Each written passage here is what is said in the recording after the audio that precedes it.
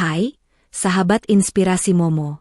Selamat datang kembali di channel yang selalu menyajikan kisah-kisah nyata yang menggugah jiwa, penuh motivasi, dan tentunya, pelajaran hidup yang berharga.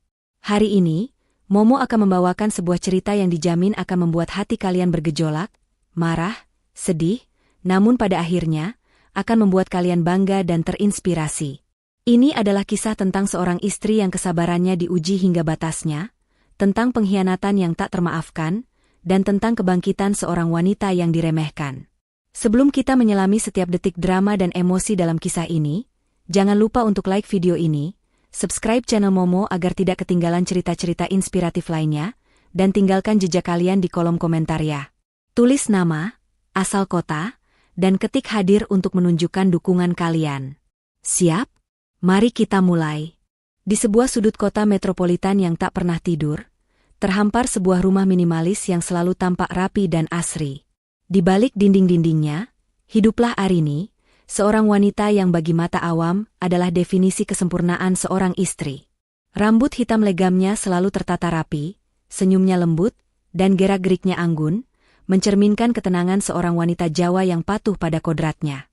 Setiap pagi, sebelum mentari menyapa, Arini sudah sibuk di dapur, menyiapkan sarapan untuk suaminya, Bima, dan kedua mertuanya yang tinggal bersama mereka. Aroma kopi hangat dan nasi goreng yang mengepul selalu menjadi penanda dimulainya hari di rumah itu. Arini adalah tulang punggung tak terlihat dalam keluarga itu. Dengan tangan dinginnya, ia mengelola keuangan rumah tangga, memastikan setiap kebutuhan terpenuhi tanpa kekurangan. Ia tak pernah mengeluh, bahkan ketika mertuanya, ibu dan bapak Bima, sering melontarkan komentar-komentar pedas tentang dirinya yang terlalu sederhana atau kurang bisa bergaul. Arini hanya tersenyum tipis. Hatinya sudah kebal oleh cacian dan remehan yang seolah menjadi santapan sehari-hari. Ia percaya, kesabaran akan membuahkan kebaikan. Ia percaya, cinta yang ia berikan pada Bima akan membalasnya dengan kesetiaan. Namun, di balik senyum itu, ada keretakan yang perlahan menggerogoti jiwanya.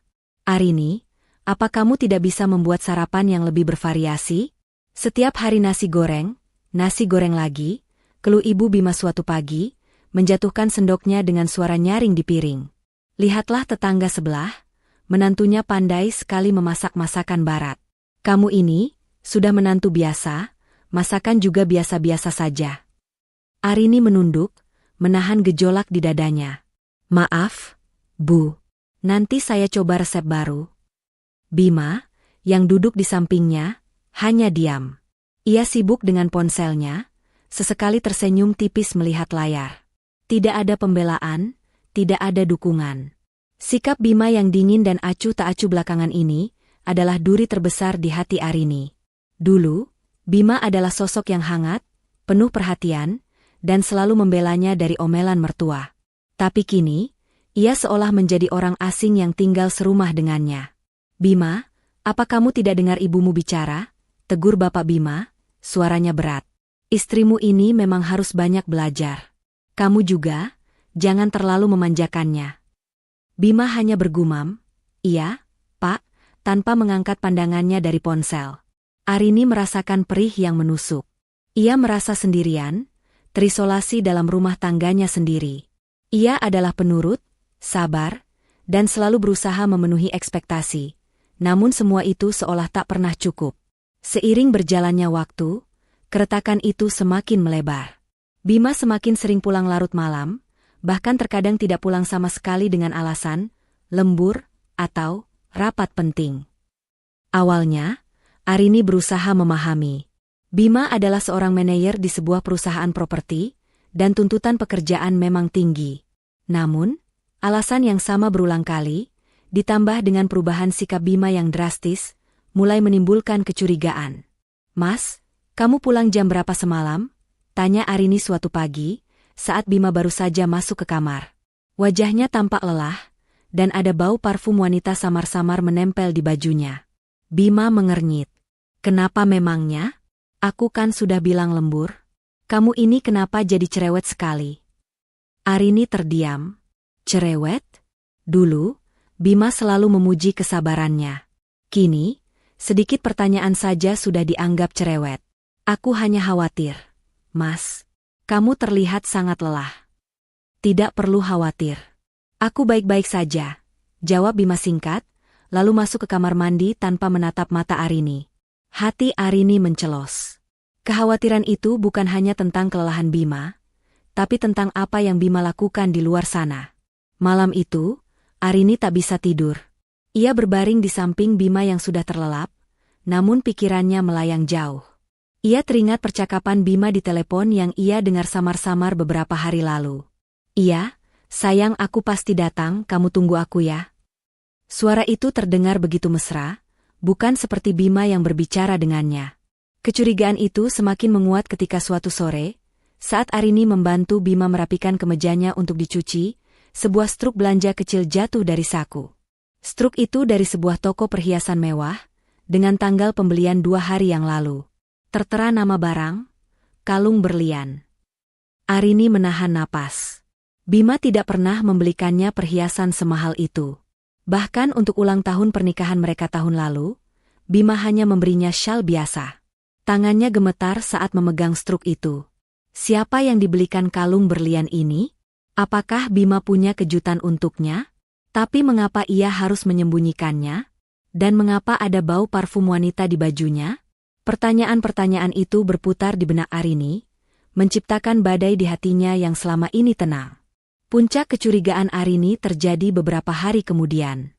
Saat Bima tertidur pulas di sore hari, ponselnya bergetar. Arini melihat layar dan terpampang nama, Bella, dengan ikon hati merah di sampingnya. Jantung Arini berdegup kencang. Ia tahu ini salah, tapi rasa penasaran dan sakit hati mendorongnya untuk membuka pesan itu. Bella, sayang, kalungnya indah sekali. Aku suka. Terima kasih ya. Tidak sabar menunggu hari itu. Arini merasakan seluruh darahnya berdesir dingin. Kalung berlian? Hari itu? Seketika, potongan-potongan teka-teki itu bersatu membentuk gambaran yang mengerikan. Bima, pulang larut, bau parfum wanita, struk perhiasan, dan kini pesan mesra dari Bella, yang tak lain adalah sekretaris baru Bima di kantor. Arini pernah melihatnya sekali. Seorang wanita muda, cantik, dan sangat modis. Air mata Arini menetes, namun ia segera menghapusnya. Bukan saatnya untuk menangis. Ia harus kuat. Ia harus tahu lebih banyak. Dengan tangan gemetar, ia membuka galeri foto di ponsel Bima. Dan di sanalah, di antara foto-foto pekerjaan, terselip beberapa foto Bima bersama Bella. Mereka tampak mesra, berpegangan tangan, bahkan ada satu foto di mana Bella mengenakan kalung berlian yang sama persis dengan yang tertera di struk. Dunia Arini runtuh seketika. Pernikahan yang ia jaga dengan segenap jiwa raganya, kesabaran yang ia pupuk bertahun-tahun, kini hancur berkeping-keping di hadapannya. Ia merasa dikhianati, diremehkan, dan dipermainkan. Tapi di tengah rasa sakit yang luar biasa itu, muncul percikan api. Api kemarahan, api keberanian, dan api tekad untuk tidak lagi menjadi Arini yang lemah dan penurut. Ia mengembalikan ponsel Bima ke tempat semula, seolah tidak terjadi apa-apa. Wajahnya kembali datar, namun di dalam hatinya, sebuah rencana besar mulai terbentuk. Rencana yang akan mengubah segalanya. Rencana yang akan membuat mereka yang telah meremehkannya, menyesal seumur hidup. Arini tahu, ini adalah awal dari sebuah pertarungan. Pertarungan untuk harga dirinya, untuk keadilan, dan untuk kebenaran yang selama ini ia sembunyikan. Ia akan menghadapi badai ini, tidak dengan air mata, tetapi dengan kekuatan yang tak pernah mereka duga ia miliki. Malam itu, setelah Bima terlelap dalam tidurnya yang pulas, Arini bangkit dari ranjang. Langkahnya pelan, mengendap-endap seperti bayangan. Ia tahu, ini adalah risiko besar, tapi ia tidak punya pilihan lain. Hatinya memang remuk redam, namun akalnya tetap bekerja. Ia membutuhkan bukti yang tak terbantahkan, bukan hanya sekadar dugaan. Ponsel Bima adalah target pertamanya. Dengan hati-hati, ia mengambil ponsel itu dari nakas. Jemarinya menari di layar, mencari jejak-jejak tersembunyi. Ia memeriksa riwayat panggilan, pesan-pesan yang mungkin terhapus, dan aplikasi media sosial. Setiap sentuhan pada layar terasa seperti tusukan jarum di hatinya. Ia menemukan beberapa nomor asing yang sering dihubungi Bima, dan beberapa pesan singkat yang terkesan ambigu. Tidak ada yang eksplisit, namun cukup untuk memperkuat kecurigaannya. Keesokan harinya, Arini mulai menyusun strategi. Ia tahu, Bima adalah orang yang licin dan pandai menyembunyikan jejak. Ia tidak bisa bertindak gegabah. Ia memutuskan untuk memanfaatkan waktu luangnya untuk mengikuti Bima. Arini, yang selama ini selalu tampak sederhana dengan daster rumahan atau pakaian kasual, kini mulai mengubah penampilannya. Ia mengenakan pakaian yang lebih modis, topi lebar, dan kacamata hitam, berusaha agar tidak dikenali. Setiap kali Bima pamit, lembur, atau rapat penting, Arini diam-diam mengikutinya. Ia naik taksi online, menjaga jarak agar tidak dicurigai. Jantungnya berdebar kencang setiap kali ia melihat mobil Bima berhenti di suatu tempat yang mencurigakan. Beberapa kali, ia melihat Bima masuk ke sebuah kafe atau restoran mewah, bukan sendirian, melainkan dengan seorang wanita. Wanita itu selalu sama, Bella, sekretaris Bima. Arini bersembunyi di balik tiang, di balik pohon, atau di dalam taksi yang diparkir agak jauh. Ia mengambil foto, merekam video, mengumpulkan setiap detail. Ia melihat bagaimana Bima dan Bella tertawa, berpegangan tangan, bahkan saling menyuapi makanan. Pemandangan itu bagai belati yang menusuk ulu hatinya berulang kali. Setiap tawa Bima dengan Bella adalah air mata yang jatuh dalam diam di pipi Arini. Setiap sentuhan mereka adalah sayatan luka yang menganga di jiwanya. Ada satu sore yang tak akan pernah Arini lupakan. Ia mengikuti Bima ke sebuah apartemen mewah di pusat kota. Bima dan Bella masuk bersama, berpegangan tangan, dan tidak keluar hingga larut malam. Arini menunggu di mobil, kedinginan, dengan hati yang hancur berkeping-keping. Ia tidak menangis. Air matanya sudah kering. Yang tersisa hanyalah rasa sakit yang membeku dan tekad yang semakin membara. Selama masa penyelidikan ini, Arini merasakan perih yang tak terhingga. Setiap bukti yang ia kumpulkan adalah konfirmasi atas ketakutannya yang paling buruk. Ia melihat bagaimana Bima, suaminya, pria yang pernah bersumpah setia di hadapan Tuhan dan saksi, kini dengan mudahnya mengkhianati janji itu. Ia melihat bagaimana Bella, wanita yang seharusnya menjadi rekan kerja, justru menjadi perusak rumah tangganya. Dan ia melihat bagaimana mertuanya, yang seharusnya menjadi pelindungnya, justru buta dan mungkin saja tahu tentang perselingkuhan ini namun memilih diam, atau bahkan mendukungnya. Namun, di tengah badai emosi itu, Arini tidak pernah kehilangan akal sehatnya. Ia tahu, ia tidak bisa hanya menjadi korban. Ia harus menjadi pemain. Ia harus membalikkan keadaan. Dan untuk itu, ia membutuhkan lebih dari sekadar bukti perselingkuhan. Ia membutuhkan kekuatan. Disinilah rahasia tersembunyi Arini mulai terkuak. Selama ini, Arini tampil sebagai istri yang sederhana, ibu rumah tangga biasa yang mengurus segala keperluan rumah. Mertuanya selalu meremehkan, menganggapnya tidak punya apa-apa selain kesabaran. Bima pun mungkin berpikir Arini adalah wanita naif yang mudah dibohongi.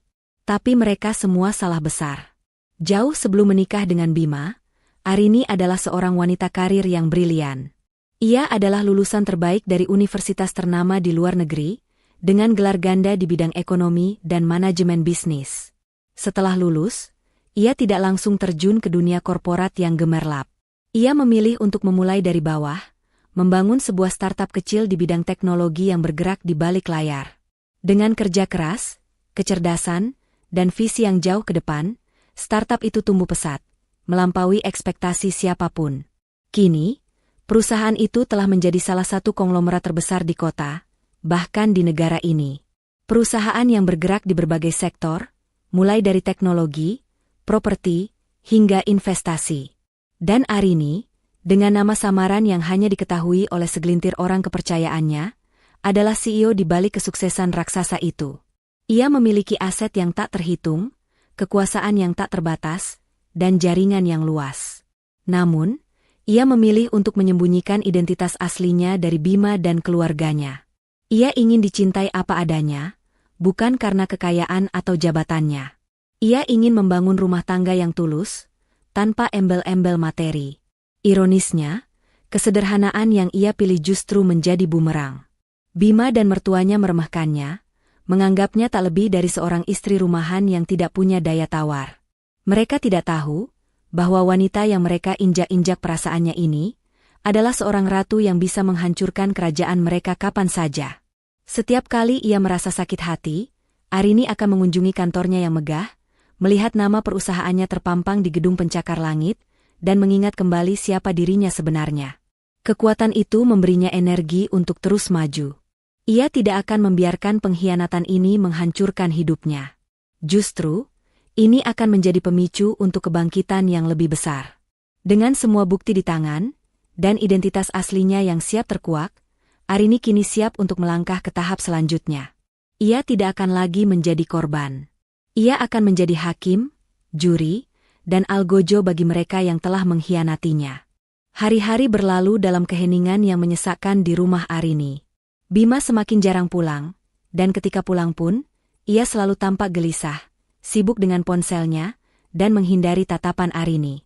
Mertuanya juga semakin sering berbisik-bisik di sudut rumah, sesekali melirik Arini dengan tatapan aneh yang sulit diartikan. Arini tahu, mereka menyembunyikan sesuatu. Ia hanya menunggu waktu yang tepat. Waktu itu tiba, pada suatu sore yang mendung.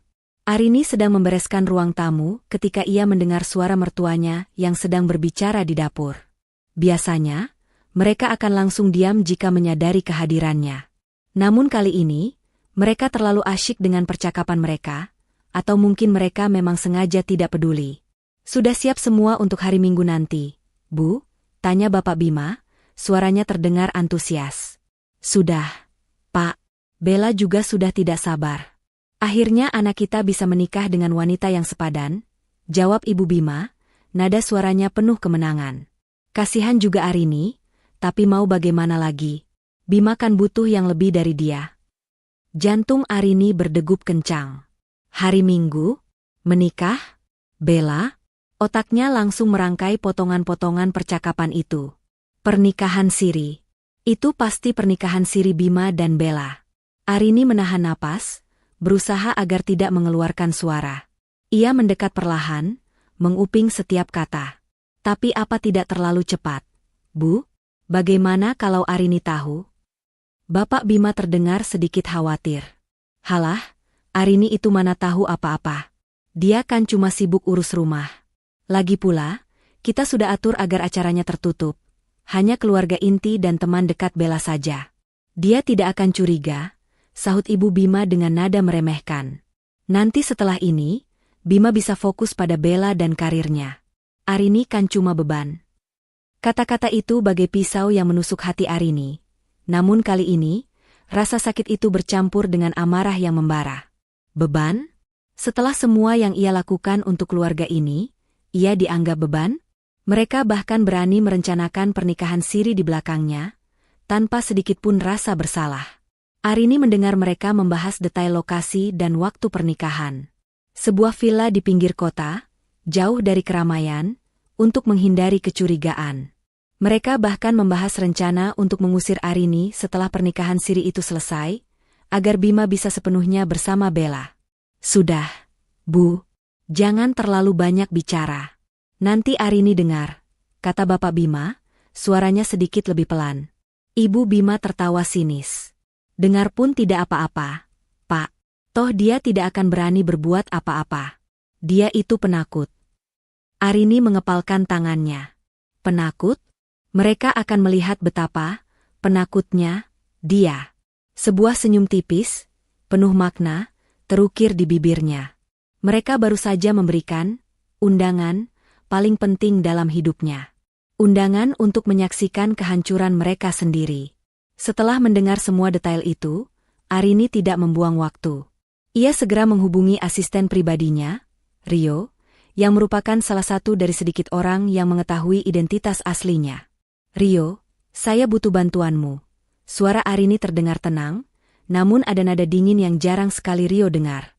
Saya ingin kamu mencari tahu semua detail tentang pernikahan siri Bima dan Bella yang akan dilaksanakan hari Minggu nanti.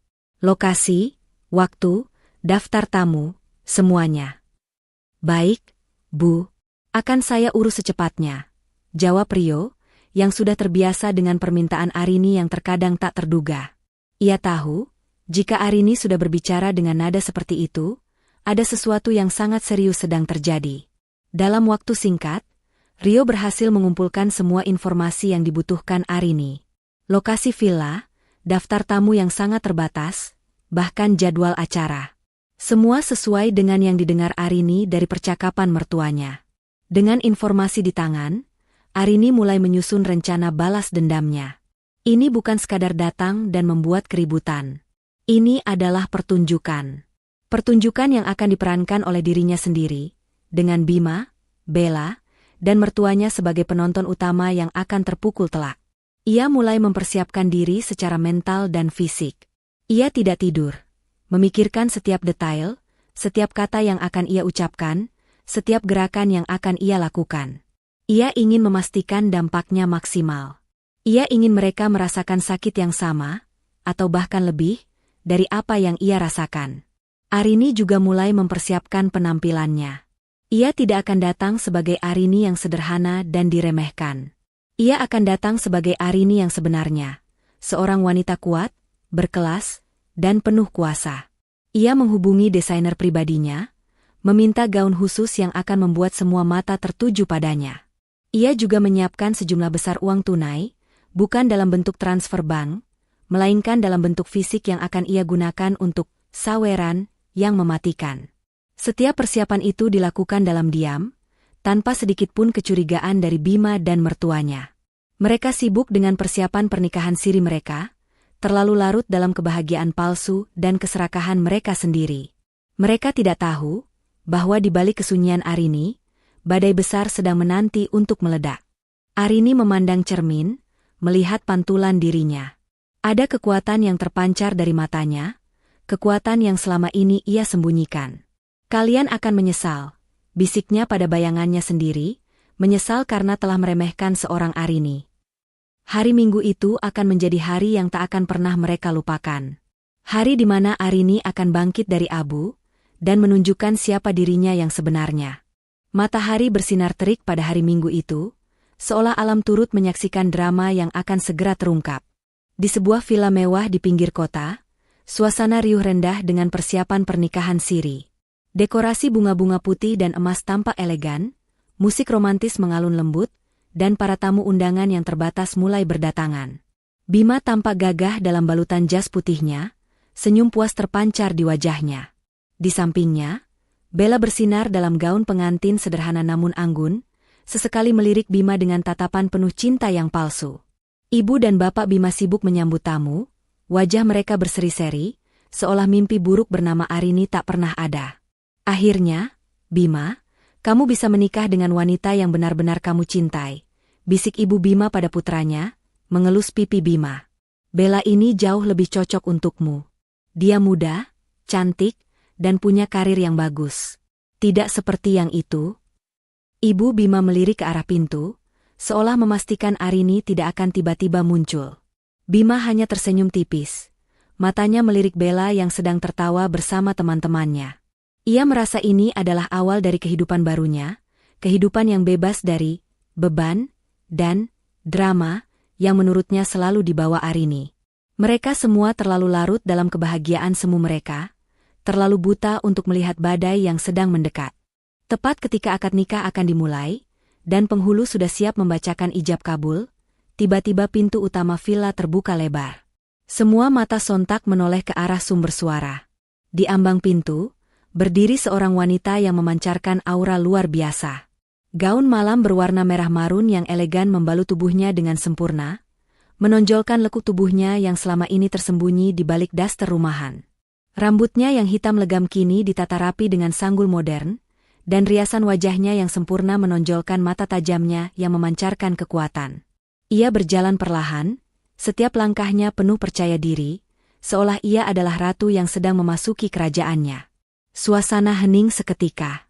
Musik berhenti mengalun. Bisik-bisik para tamu terhenti. Semua mata tertuju pada wanita itu. Bima, yang tadinya tersenyum lebar, kini mematung. Wajahnya memucat, matanya membelalak tak percaya.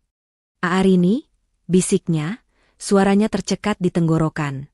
Bella, yang tadinya tersenyum manis, kini pucat pasi. Gaun pengantinnya seolah kehilangan sinarnya di hadapan Arini yang memukau.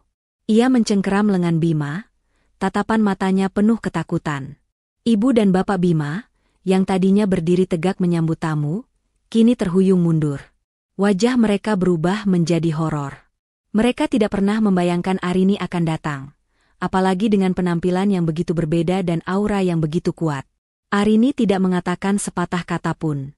Ia hanya berjalan lurus ke tengah ruangan, tatapan matanya lurus menembus Bima, Bella, dan kedua mertuanya. Senyum tipis, namun penuh makna, terukir di bibirnya. Senyum yang bukan lagi senyum kesabaran, melainkan senyum kemenangan. Selamat siang semuanya. Suara Arini mengalun lembut, namun terdengar jelas di seluruh ruangan yang hening. Maaf mengganggu acara bahagia ini. Saya hanya ingin mengucapkan selamat. Kata-kata itu bagai petir di siang bolong. Bima, Bella, dan mertuanya semakin pucat. Mereka tahu, ini bukanlah ucapan selamat biasa. Ini adalah awal dari kehancuran yang tak pernah mereka duga. Arini telah datang, dan ia tidak datang untuk menangis.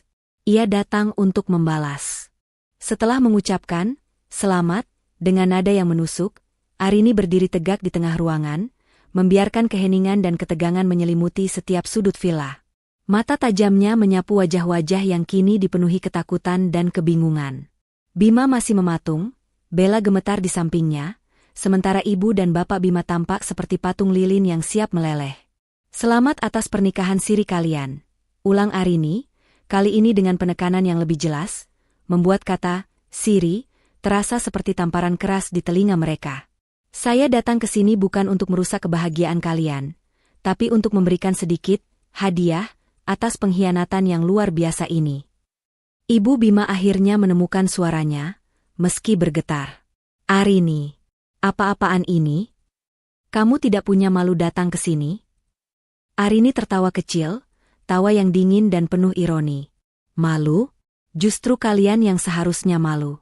Berani-beraninya kalian merencanakan ini di belakang saya, di rumah saya, dengan uang saya. Bima akhirnya tersadar dari keterkejutannya. Arini, jaga bicaramu. Ini bukan tempatnya. Bukan tempatnya?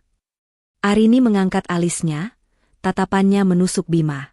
Justru ini adalah tempat yang paling tepat, Mas. Di hadapan semua saksi, di hari bahagia kalian. Kemudian, tanpa peringatan, Arini mengangkat tas tangan mewahnya. Dari dalamnya, ia mengeluarkan segepok uang 100 ribuan yang diikat rapi. Mata para tamu membelalak, begitu pula mata Bima, Bella, dan mertuanya. Kalian pikir saya tidak tahu apa-apa? Kalian pikir saya ini bodoh dan penurut? Arini mulai berbicara, suaranya meninggi namun tetap terkontrol. Kalian pikir saya tidak punya apa-apa selain kesabaran? Oh, kalian salah besar. Dengan gerakan yang anggun namun penuh kekuatan, Arini mulai menyawerkan uang itu ke udara. Lembaran-lembaran uang merah beterbangan, jatuh di lantai marmer, di atas dekorasi bunga, bahkan mengenai wajah beberapa tamu yang terkejut. Ini untuk kalian, seru Arini, suaranya kini dipenuhi amarah yang tertahan. Untuk kalian yang selama ini menganggap saya beban. Untuk kalian yang menghabiskan uang saya untuk kesenangan kalian sendiri. Ibu Bima menjerit histeris. Uang. Uangku. Arini, hentikan. Itu uang. Ia berusaha meraih lembaran-lembaran uang yang berjatuhan, wajahnya merah padam, air mata mulai mengalir deras. Ia merangkak di lantai, memunguti uang yang berserakan, seolah itu adalah harta karun yang paling berharga. Milikmu? Arini tertawa sinis. Sejak kapan uang hasil kerja keras saya menjadi milikmu, Bu? Kalian hanya bisa menghabiskan, tanpa pernah tahu bagaimana susahnya mencari. Bapak Bima, yang tadinya diam, kini ikut panik. Ia juga mulai memunguti uang yang disawerkan Arini, wajahnya menunjukkan campuran malu, marah, dan keserakahan. Para tamu undangan, yang tadinya terkejut, kini mulai berbisik-bisik, beberapa bahkan ikut memunguti uang yang berserakan, menciptakan kekacauan yang tak terduga di pesta pernikahan itu. Bella berdiri mematung, tubuhnya gemetar. Ia tidak tahu harus berbuat apa. Impian pernikahannya hancur seketika oleh aksi Arini yang tak terduga. Sementara Bima, ia hanya bisa menatap Arini dengan tatapan kosong, seolah baru pertama kali melihat istrinya. Arini yang selama ini ia remehkan, kini berdiri di hadapannya sebagai sosok yang menakutkan, penuh kekuatan, dan tak terduga. Nangis darah, Bu.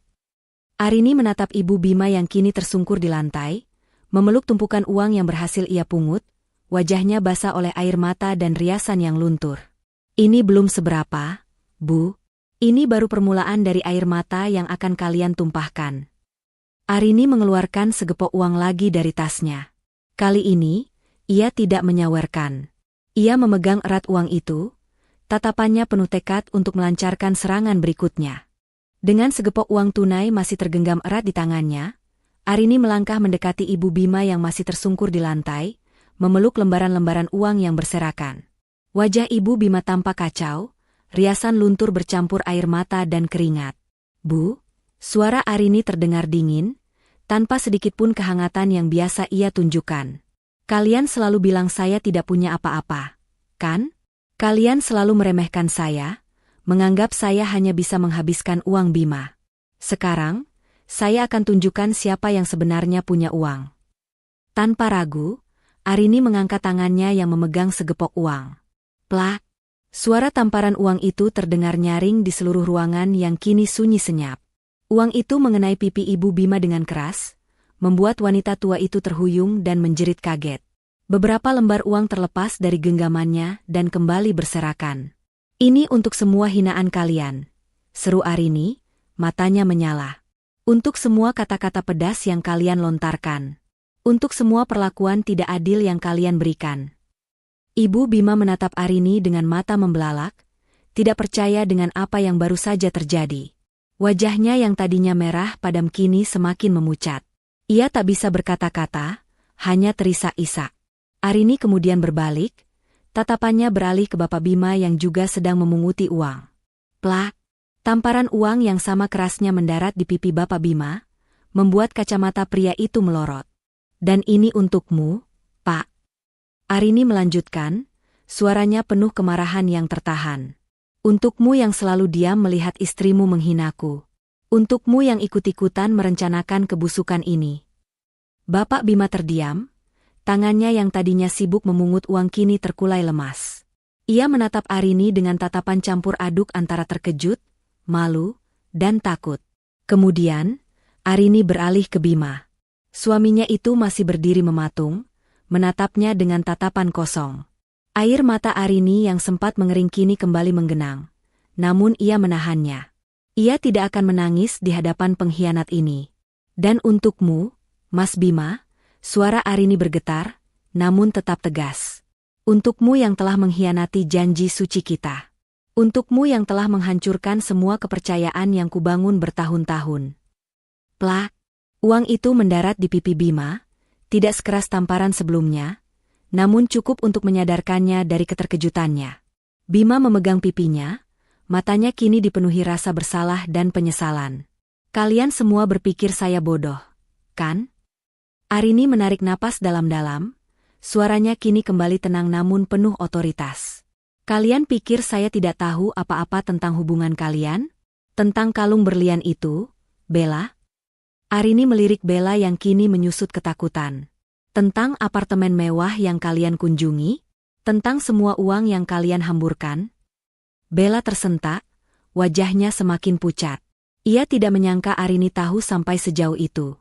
Saya tahu semuanya, Arini melanjutkan, setiap detail, setiap kebohongan, setiap pengkhianatan.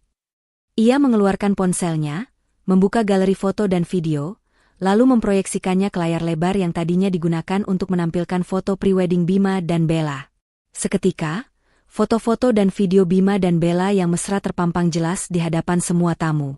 Ada foto mereka berpegangan tangan di kafe, video mereka masuk apartemen, bahkan foto Bella mengenakan kalung berlian yang sama persis. Suara bisik-bisik di antara para tamu semakin riuh. Beberapa tamu tampak terkejut, beberapa lagi menunjukkan ekspresi jijik dan marah. Penghulu dan saksi pernikahan tampak gelisah, tidak tahu harus berbuat apa. Ini adalah bukti bahwa kalian semua adalah penipu, seru Arini, suaranya menggelegar. Kalian berani-beraninya merencanakan pernikahan siri ini, di belakang saya, istri sah Bima. Kalian berani-beraninya menginjak-injak harga diri saya. Ibu Bima, yang tadinya memunguti uang, kini kembali menjerit histeris. Ia tidak menyangka semua rahasia mereka akan terbongkar sejelas ini. Bapak Bima menunduk malu, tidak berani menatap mata siapapun. Sementara Bella, ia menangis terseduh-seduh, berusaha menyembunyikan wajahnya. Bima, yang kini menyadari betapa parahnya situasi ini, berusaha mendekati Arini. Arini, tunggu. Aku bisa jelaskan? Arini mengangkat tangan, menghentikan langkah Bima. Tidak ada yang perlu dijelaskan, Mas. Semuanya sudah jelas. Kalian semua telah menunjukkan siapa diri kalian sebenarnya. Kekacauan di villa itu semakin menjadi-jadi. Para tamu mulai meninggalkan tempat, tidak ingin terlibat dalam drama yang memalukan ini. Pesta pernikahan yang seharusnya menjadi momen bahagia, kini berubah menjadi panggung kehancuran dan pengakuan dosa. Arini berdiri tegak di tengah semua itu, tatapannya dingin, hatinya membeku. Ia telah melancarkan serangan pertamanya, dan ini barulah permulaan. Kekacauan di villa itu mencapai puncaknya. Para tamu berhamburan pergi, bisik-bisik dan tatapan jijik mengiringi kepergian mereka. Penghulu dan saksi pernikahan siri itu buru-buru membereskan barang-barang mereka, ingin segera menjauh dari drama yang memalukan ini. Yang tersisa hanyalah Arini yang berdiri tegak, dan 3 sosok yang kini tampak hancur. Bima yang terpukul, Bella yang menangis terseduh-seduh, serta ibu dan bapak Bima yang masih tersungkur di lantai, memeluk uang yang berserakan, wajah mereka pucat pasi dan basah oleh air mata penyesalan. Bima, dengan pipi yang masih terasa perih akibat tamparan uang Arini, berusaha mendekat lagi. Arini, kumohon beri aku kesempatan untuk menjelaskan. Ini tidak seperti yang kamu kira. Arini menatapnya dengan tatapan kosong, tanpa emosi. Menjelaskan apa, Mas? Semua bukti sudah terpampang jelas.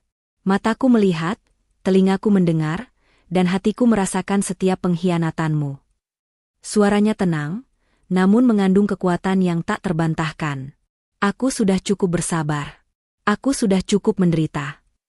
Ia menarik napas dalam-dalam, mengumpulkan sisa-sisa kekuatannya.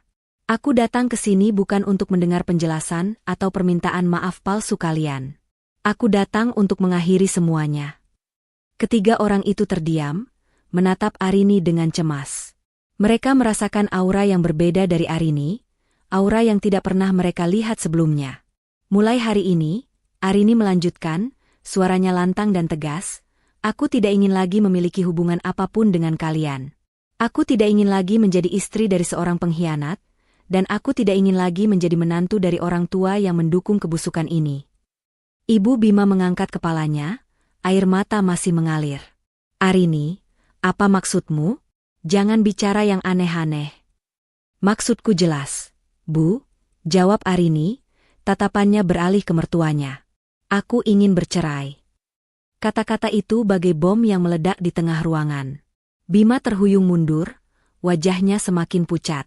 Bella sontak menghentikan tangisnya, menatap Arini dengan mata terbelalak.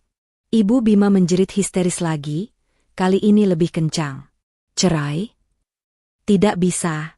Kamu tidak bisa menceraikan anakku, teriak Ibu Bima, berusaha bangkit namun kakinya lemas. Kamu tidak punya hak. Kamu itu cuma istri biasa. Istri biasa? Arini mengangkat satu alisnya, senyum sinis kembali terukir. Justru karena aku, istri biasa, yang kalian remehkan, maka aku punya hak penuh untuk mengakhiri sandiwara ini. Aku akan mengajukan gugatan cerai secepatnya. Bima kini berlutut di hadapan Arini, mencengkeram kakinya. Arini, jangan. Kumohon, jangan lakukan ini. Aku menyesal. Aku salah. Aku tidak akan mengulanginya lagi. Menyesal? Arini menarik kakinya, melepaskan cengkeraman Bima. Penyesalanmu terlambat, Mas. Kepercayaan itu seperti cermin. Sekali pecah, tidak akan bisa kembali utuh, meskipun kau coba merekatkannya. Ia menatap Bima dengan tatapan penuh kekecewaan. Selama ini, Aku berusaha menjadi istri yang baik.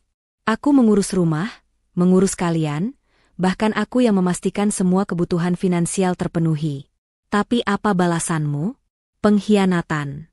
Dan kalian, Bu, Pak, Arini menunjuk mertuanya, kalian hanya melihatku sebagai beban, sebagai wanita yang bisa kalian injak-injak. Bima, kalau kamu menceraikan Arini, kamu akan kehilangan segalanya. Teriak Ibu Bima, tiba-tiba teringat sesuatu.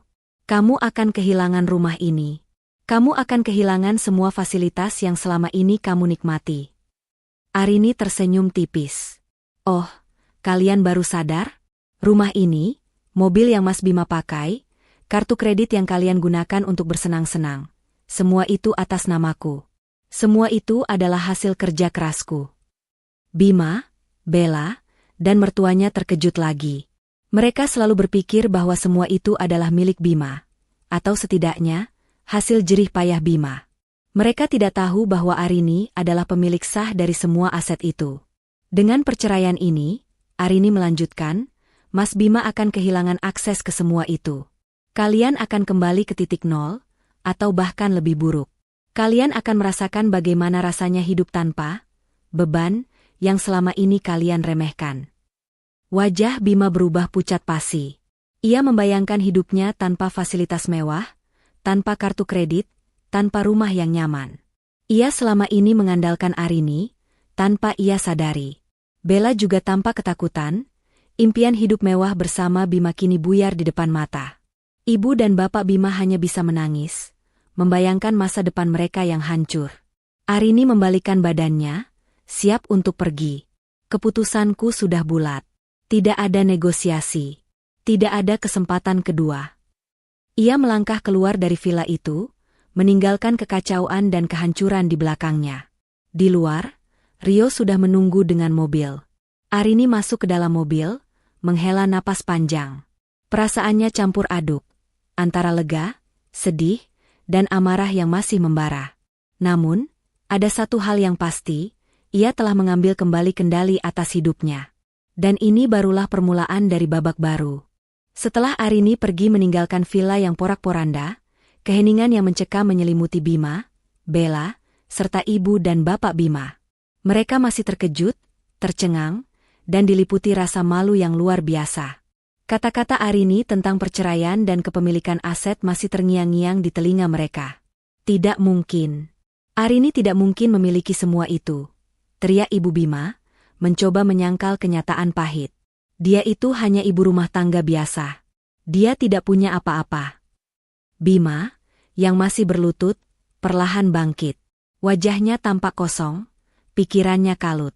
Ia mulai meragukan semua yang selama ini ia yakini tentang Arini. Tapi, dia bilang rumah ini atas namanya mobil juga. Pasti dia membohongi kita, Mas, sahut Bella, suaranya serak karena menangis. Dia hanya ingin menakut-nakuti kita agar kamu tidak menceraikannya. Namun, jauh di lubuk hati mereka, ada keraguan yang menggerogoti. Cara Arini berbicara, aura yang ia pancarkan, dan kepercayaan dirinya saat mengucapkan semua itu, terasa begitu nyata.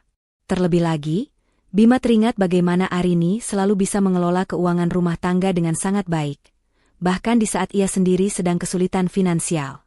Ia juga ingat, Arini selalu punya cara untuk mendapatkan barang-barang mewah tanpa terlihat berusaha keras, dan selalu punya uang tunai dalam jumlah besar yang ia anggap sebagai tabungan pribadi. Kita harus cari tahu, kata Bapak Bima, suaranya pelan. Kita tidak bisa membiarkan ini begitu saja. Kalau benar semua itu miliknya, kita dalam masalah besar. Keesokan harinya, Bima, Bella, dan mertuanya memulai penyelidikan mendadak mereka. Bima mencoba menghubungi beberapa kenalannya di bank dan kantor pajak, mencari tahu tentang aset atas nama Arini. Ibu Bima mencoba bertanya-tanya pada tetangga, mencari tahu apakah Arini punya pekerjaan lain di luar rumah. Bella, dengan sisa-sisa koneksinya sebagai sekretaris Bima, mencoba mencari informasi tentang Arini di dunia maya. Awalnya, mereka tidak menemukan apa-apa. Arini memang sangat pandai menyembunyikan jejaknya. Namun, sebuah petunjuk kecil akhirnya muncul. Salah satu kenalan Bima di bank menyebutkan bahwa ada beberapa rekening besar atas nama Awijaya yang terhubung dengan sebuah perusahaan investasi raksasa bernama Innovatech Group. Nama itu asing bagi Bima. Innovatech Group. Bima mengernyit. Aku tidak pernah dengar perusahaan itu. Aku juga tidak, sahut Bella, yang sedang mencari di internet. Tapi, tunggu sebentar. Ini perusahaan teknologi terbesar di kota ini. Bahkan punya cabang di beberapa negara. Mata mereka membelalak. Perusahaan teknologi terbesar? Bagaimana mungkin? Bella terus menggulir layar ponselnya, mencari informasi lebih lanjut. Hingga akhirnya, ia menemukan sebuah artikel lama dari majalah bisnis terkemuka. Judulnya, Sosok Misterius di Balik Kejayaan Innovatech Group. Di dalam artikel itu, disebutkan bahwa CEO Innovatech Group adalah seorang wanita muda yang sangat visioner, namun selalu menjaga privasinya. Namanya hanya disebutkan dengan inisial AW. Namun, ada sebuah foto buram yang menampilkan siluet wanita itu dari belakang. Jantung Bima berdebar kencang. Siluet itu sangat mirip dengan Arini. Rambutnya, postur tubuhnya. Tidak mungkin, bisik Ibu Bima, wajahnya pucat pasi. Arini, CEO perusahaan sebesar itu tidak masuk akal. Namun, bukti-bukti lain mulai bermunculan. Dari data pajak, terungkap bahwa Awijaya adalah pemilik sah dari villa mewah tempat pernikahan siri itu diadakan, mobil yang Bima gunakan, bahkan rumah yang mereka tinggali. Semua aset yang selama ini mereka kira milik Bima, atau setidaknya hasil jerih payah Bima, ternyata adalah milik Arini. Realitas itu menghantam mereka seperti palu godam. Arini, wanita yang selama ini mereka remehkan, yang mereka anggap bodoh dan penurut, adalah seorang CEO perusahaan terbesar di kota itu. Wanita yang selalu mereka hina sebagai beban, adalah sumber kekayaan yang selama ini mereka nikmati. Penyesalan mendalam mulai menyelimuti mereka. Bima teringat semua perkataan kasarnya, semua pengkhianatannya. Ia teringat bagaimana ia meremehkan Arini, menganggapnya tidak sebanding dengan Bella yang modern dan berkarir. Kini, ia menyadari betapa bodohnya ia telah membuang berlian demi kerikil. Ibu dan bapak Bima terhuyung, seolah kekuatan mereka lenyap. Mereka teringat semua cacian, semua tuntutan, semua perlakuan buruk yang mereka berikan pada Arini. Mereka telah mengusir seorang ratu dari istana mereka sendiri. Mereka telah menghina seorang dermawan yang selama ini menopang hidup mereka. Air mata penyesalan yang sesungguhnya mulai mengalir deras di pipi mereka. Kali ini bukan karena uang yang disawerkan, melainkan karena kebodohan dan keserakahan yang telah menghancurkan segalanya. Bella, yang tadinya bermimpi hidup mewah bersama Bima, kini menyadari bahwa impiannya telah hancur total. Ia bukan hanya tidak mendapatkan Bima, tapi juga telah menjadi bagian dari skandal besar yang melibatkan CEO perusahaan raksasa. Karirnya di kantor Bima pasti akan tamat, dan reputasinya hancur. Ia menangis terseduh-seduh, bukan lagi karena cinta, tapi karena ketakutan akan masa depannya yang gelap. Mereka bertiga kini menyadari bahwa Arini bukanlah wanita biasa. Ia adalah wanita luar biasa yang telah menyembunyikan identitas aslinya demi cinta, namun justru dikhianati dan diremehkan.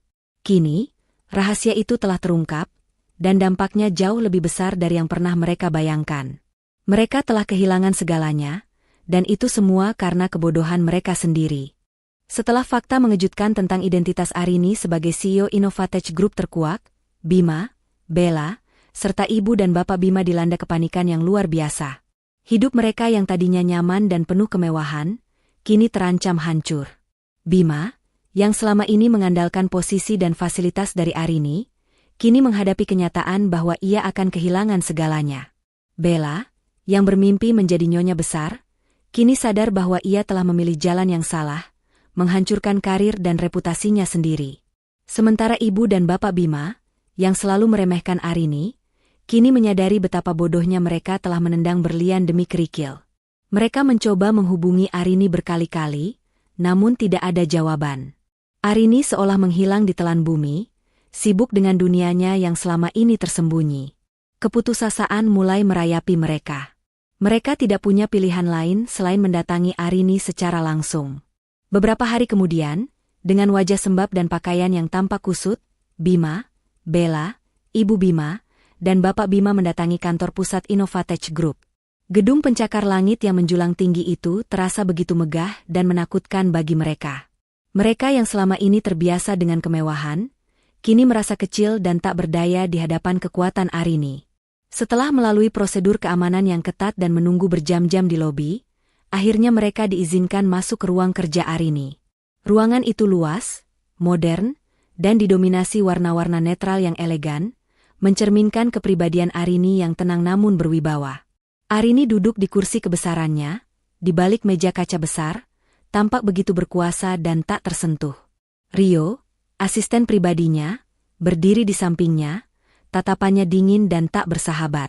Bima, Bella, dan mertuanya melangkah masuk dengan ragu-ragu. Begitu melihat Arini, Ibu Bima langsung menjatuhkan diri, berlutut di lantai marmer yang dingin. Bapak Bima ikut berlutut di sampingnya, wajahnya penuh penyesalan. Bima dan Bella juga ikut berlutut, menundukkan kepala mereka, tidak berani menatap mata Arini. Arini, kumohon maafkan kami. Ibu Bima terisak-isak, suaranya penuh keputusasaan.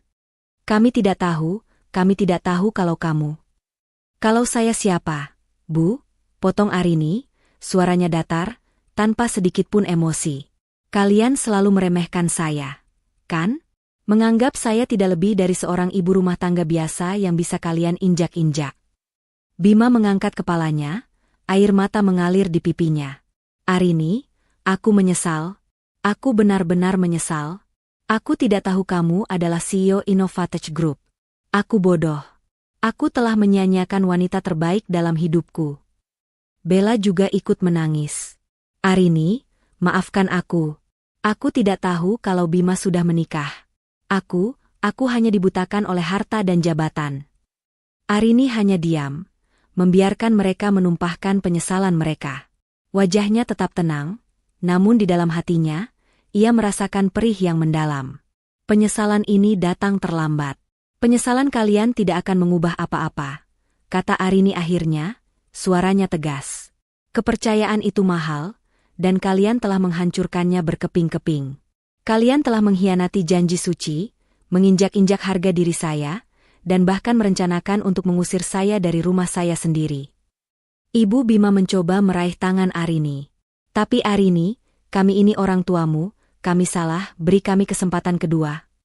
Arini menarik tangannya. Orang tua?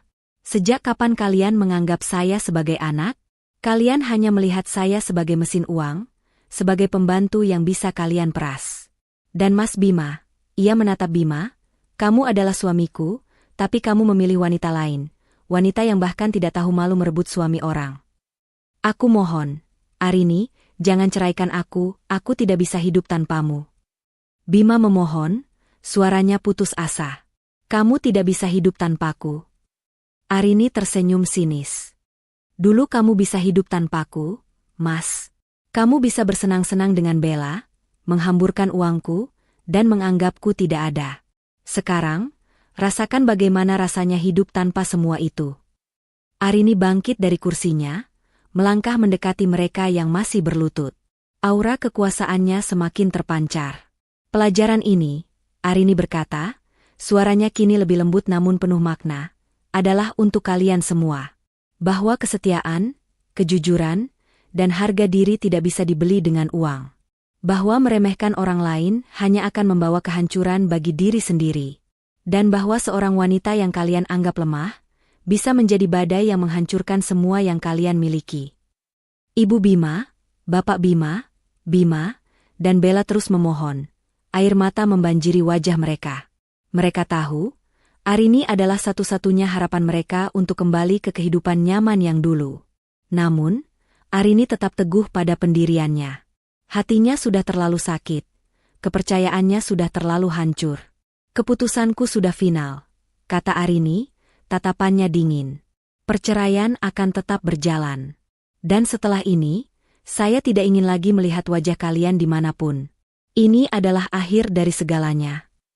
Ia berbalik, kembali ke kursinya, dan memberikan isyarat pada Rio. Rio mengangguk, lalu mendekati Bima, Bella, dan mertuanya. Silakan keluar. Nyonya Arini sudah selesai. Mereka bangkit dengan tubuh gemetar, tidak berani membantah. Dengan langkah gontai, mereka meninggalkan ruangan itu, meninggalkan Arini yang kini duduk sendirian, memandang keluar jendela, menuju masa depan yang cerah, tanpa bayang-bayang masa lalu yang menyakitkan. Setelah mengusir Bima, Bella, dan mertuanya dari kantornya, Arini merasakan beban berat terangkat dari pundaknya. Keputusan untuk bercerai memang menyakitkan, namun itu adalah satu-satunya jalan menuju kebebasan dan kebahagiaan sejati. Ia telah menutup pintu masa lalu yang penuh luka, dan kini, ia siap membuka lembaran baru dalam hidupnya. Hari-hari Arini kini dipenuhi dengan kesibukan sebagai CEO Innovatech Group. Ia bekerja dengan semangat baru, mengarahkan perusahaannya menuju puncak kejayaan yang lebih tinggi. Rapat demi rapat, proyek demi proyek, ia tangani dengan profesionalisme dan kecerdasan yang luar biasa. Identitasnya sebagai Arini yang sederhana, kini sepenuhnya terkubur, digantikan oleh sosok Arini, CEO yang disegani dan dikagumi. Ia sering bepergian ke luar negeri untuk urusan bisnis, bertemu dengan para investor dan pemimpin dunia. Hidupnya jauh lebih bermakna dan memuaskan. Ia tidak lagi memikirkan Bima atau keluarganya. Luka di hatinya perlahan mulai sembuh, digantikan oleh rasa bangga atas dirinya sendiri yang mampu bangkit dari keterpurukan. Ia dikelilingi oleh orang-orang yang tulus menghargainya, seperti Rio, asisten pribadinya, dan timnya yang loyal. Mereka adalah keluarga barunya, yang mendukung setiap langkahnya. Sementara itu, nasib Bima, Bella, dan mertuanya berbanding terbalik. Setelah Arini mengajukan gugatan cerai, prosesnya berjalan sangat cepat karena semua aset memang atas nama Arini. Bima kehilangan segalanya, rumah mewah, mobil, kartu kredit, bahkan pekerjaannya. Perusahaan tempat ia bekerja adalah salah satu anak perusahaan Innovatech Group, dan setelah skandal itu terungkap, ia langsung dipecat. Reputasinya hancur, dan tidak ada perusahaan lain yang mau menerimanya. Bima terpaksa kembali tinggal di rumah orang tuanya yang sederhana, di pinggir kota. Ia yang tadinya terbiasa hidup mewah, kini harus merasakan sulitnya mencari pekerjaan dan hidup pas-pasan. Penyesalan terus menghantuinya. Ia sering melihat berita tentang kesuksesan Innovatech Group, dan setiap kali ia melihat nama Arini Wijaya di majalah bisnis, hatinya terasa teriris. Ia telah membuang permata demi seonggok batu. Bella juga tidak lebih baik. Setelah skandal itu, ia dipecat dari pekerjaannya dan reputasinya sebagai pelakor menyebar luas. Ia menjadi bahan gunjingan di mana-mana. Tidak ada yang mau berteman dengannya, dan ia kesulitan mencari pekerjaan baru. Impiannya untuk hidup mewah hancur berkeping-keping. Ia kini hidup dalam kemiskinan dan penyesalan, menyalahkan Bima dan dirinya sendiri atas semua yang terjadi. Ibu dan bapak Bima, yang tadinya hidup nyaman dari uang Arini, kini harus merasakan pahitnya hidup tanpa dukungan finansial. Mereka yang selalu meremehkan Arini, kini harus hidup prihatin. Penyakit mulai menyerang, dan mereka tidak punya cukup uang untuk berobat. Mereka sering menangis, meratapi nasib buruk mereka, menyadari bahwa semua ini adalah buah dari keserakahan dan perlakuan buruk mereka terhadap Arini. Mereka bertiga sesekali mencoba menghubungi Arini lagi, mengirimkan pesan-pesan permohonan maaf, namun Arini tidak pernah membalasnya. Ia telah memblokir semua kontak mereka, dan tidak ingin lagi ada sangkut pautnya dengan masa lalu yang menyakitkan itu. Arini, di puncak kesuksesannya, menjadi inspirasi bagi banyak wanita. Kisahnya, meskipun tidak pernah ia ceritakan secara publik, menjadi legenda di kalangan orang-orang terdekatnya. Ia membuktikan bahwa kesabaran seorang wanita bukanlah kelemahan, melainkan kekuatan yang luar biasa. Ia membuktikan bahwa harga diri dan kebahagiaan sejati tidak bergantung pada orang lain, melainkan pada diri sendiri. Sahabat inspirasi Momo, kisah Arini ini adalah pelajaran berharga bagi kita semua. Bahwa karma itu nyata, dan setiap perbuatan pasti ada balasannya. Bahwa kesetiaan dan kejujuran adalah harta yang tak ternilai. Dan yang terpenting, bahwa seorang wanita yang diremehkan, bisa bangkit menjadi sosok yang luar biasa, melebihi ekspektasi siapapun. Jangan pernah meremehkan kekuatan seorang wanita, dan jangan pernah berhenti percaya pada diri sendiri. Terima kasih sudah mengikuti kisah Arini di channel Momo. Jangan lupa untuk like, komen, dan share video ini ke teman-teman kalian agar semakin banyak yang terinspirasi. Sampai jumpa di kisah inspiratif Momo berikutnya.